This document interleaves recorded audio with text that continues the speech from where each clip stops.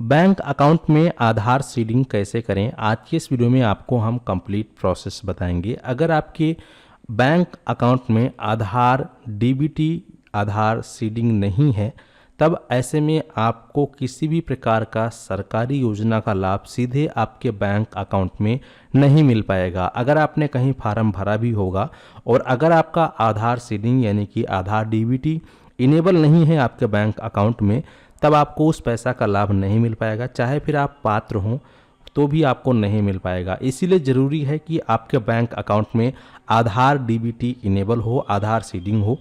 यह कैसे करेंगे और कैसे पता कर सकते हैं, कैसे हम चेक करेंगे कि हमारे बैंक अकाउंट में आधार डीबीटी इनेबल है कि नहीं है। अगर इनेबल है तो अच्छी बात है, अगर इनेबल नहीं है तो कैसे उसको हम इनेबल करेंगे, आधार सीडिंग कैसे करेंगे, आज की इस वीडियो में आपको हम कंप्लीट प्रोसेस बताएंगे।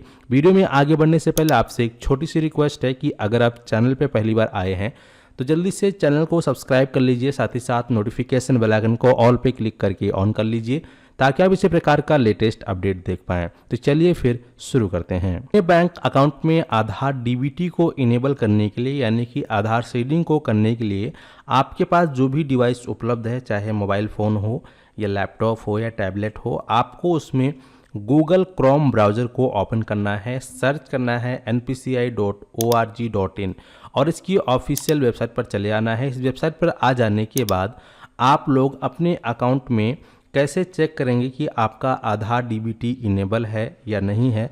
अगर इनेबल नहीं है तो कैसे इनेबल करना है, यह हम इसी वेबसाइट के माध्यम से करेंगे। तो इस वेबसाइट पे आने के बाद आप लोगों को इस प्रकार से यहाँ पे इंटरफेस मिलेगा। तो यहाँ पर आपको एक ऑप्शन मिलेगा कस्टमर का, आपको कस्टमर वाला ऑप्शन ढूंढ लेना है। कस्टमर वाले ऑप्शन पे आना है। यहाँ पर फिर आपको जो है इस प्रकार से इंटरफेस मिलेगा, भारत आधार सीडिंग इनेबलर।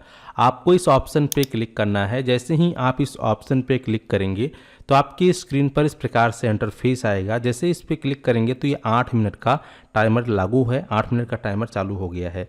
अब इसी 8 मिनट के अंदर आपको सारा काम करना है। तो कैसे करना है, सबसे पहले हमें अपना आधार डीबीटी इनेबल है कि नहीं हमारे बैंक अकाउंट में, इसको चेक करना है।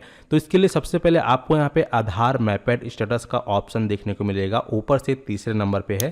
इस पर आप क्लिक करके अपना आधार कार्ड नंबर यहाँ डालेंगे, जो कैप्चा कोड दिया गया है यहाँ डालकर चेक स्टेटस पे क्लिक करेंगे। जैसे ही आप चेक स्टेटस पे क्लिक करते हैं, इस प्रकार से आपके आधार में जो मोबाइल नंबर लगा होगा उस मोबाइल पर 6 अंक का आधार ओटीपी जाएगा।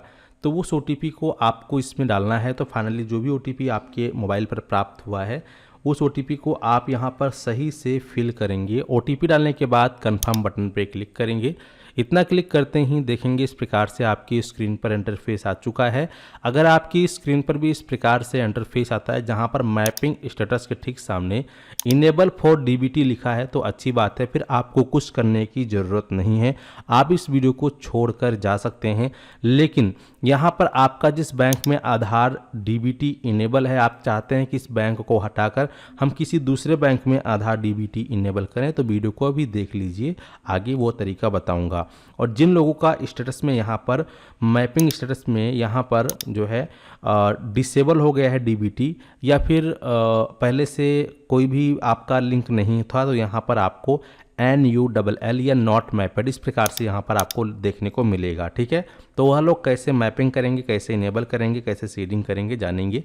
नीचे यहाँ पे बैंक का नाम है, कौन से बैंक में आपका आधार डीबीटी इनेबल्ड है, ये भी देखने को मिल जाता है। ठीक है, अब आइए जानते हैं कि अगर आपका इस बैंक में आधार डीबीटी इनेबल है और आप चाहते हैं कि आपका किसी दूसरे बैंक में आधार डीबीटी इनेबल हो, इस बैंक से हट जाए, तो वो कैसे करेंगे। या फिर आपके बैंक में अभी तक आधार डीबीटी यहाँ पर इनेबल्ड नहीं दिखा रहा है, तो कैसे आप उसको इनेबल कर सकते हैं फर्स्ट टाइम, यानी कि फ्रेश कैसे करेंगे, पूरा जानेंगे। इसके लिए वापस से हम यहाँ पर क्लिक करके होम पेज पर चले आएंगे। इतना आने के बाद इस प्रकार से इंटरफेस खुलेगा।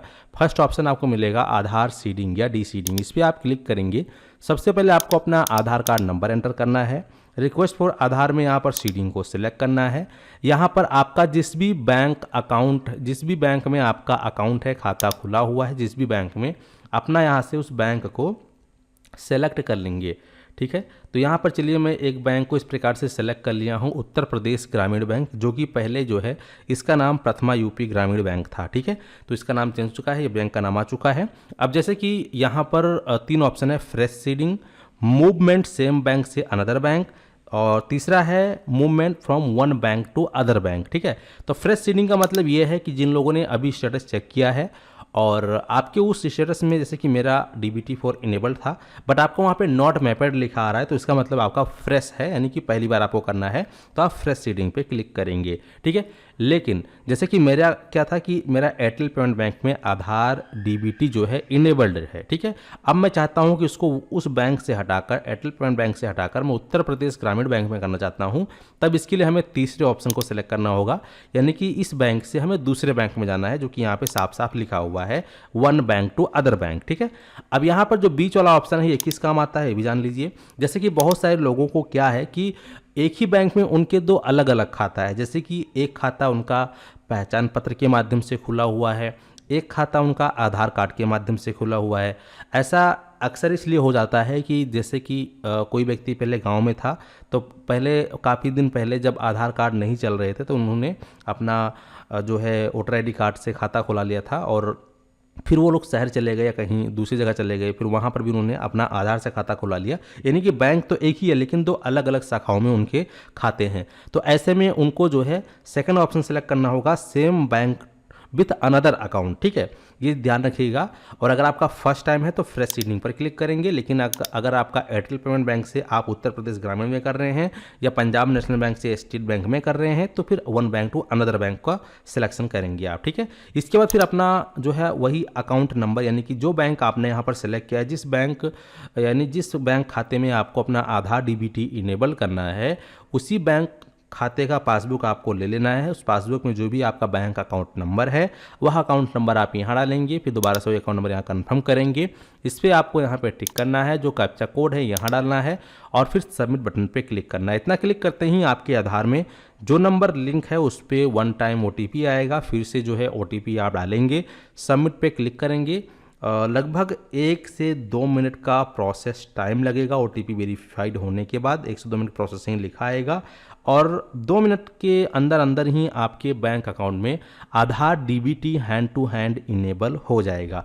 तो इस प्रक्रिया के माध्यम से आप लोग घर बैठे बिल्कुल फ्री में, बिना बैंक गए, बिना कोई एक्स्ट्रा फार्म भरे, आप लोग OTP के द्वारा घर बैठे ही अपने बैंक अकाउंट में आधार DBT को इनेबल कर सकते हैं।